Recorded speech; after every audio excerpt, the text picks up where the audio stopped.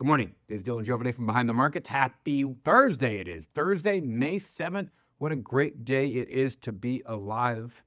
Today, I'm just amazed. We're watching this AI revolution. We're entering actually the third generation of AI, and it's unfolding right before our very eyes. It's very much like the Cambrian explosion, where life started to form and just different animals started to evolve based on different things that nature selected for. We're starting to see the same thing in AI as it really starts to evolve. And the third generation of AI is what I've been talking about, what I referenced last week, which is Agentic AI. Remember, Agentic AI is AI that does things for you. Remember something. When ChatGPT came out, we'd log into ChatGPT and we'd ask it questions. We're like, oh, this is really cool. This is like a search in a way, but it delivers a more comprehensive, deeper answers to you when it's not hallucinating. That's really cool. But now we're getting AI to do things for us.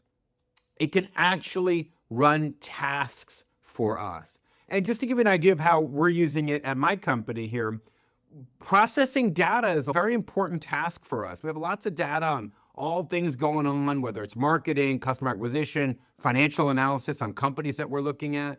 We got a lot of data to process, like every company, you have a lot of data to process. And basically now, instead of waking up in the morning and having somebody go and check this database, that database, this database, you can have an agent, an AI agent, agentic AI, do all that for you and serve it to you right on your computer the way you like it. You want it medium well, they serve it medium well. You want it medium rare, they serve it medium rare. But everything the way you need it as a business person.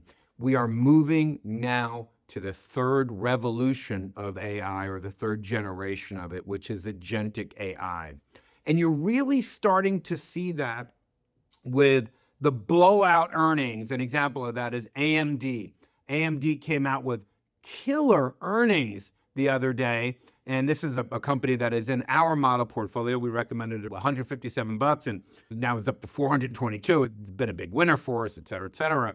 So you're starting to see that with the three most likely CPU winners, the early winners that seem to have a lock on this: AMD, Intel, ARM. Those are the guys that seem to have their finger on the pulse of this thing, and it is growing. When you see a company like AMD jump that much, this is a big company. This is not a small company, but it jumped 20% after their earnings. It's really astonishing, and it looks very, very likely to enter the $1 trillion club, which would be great. But the key thing that we want to focus on, and I talked about this last week or the week before, is that GPU to CPU ratio. That's what's really changing right now.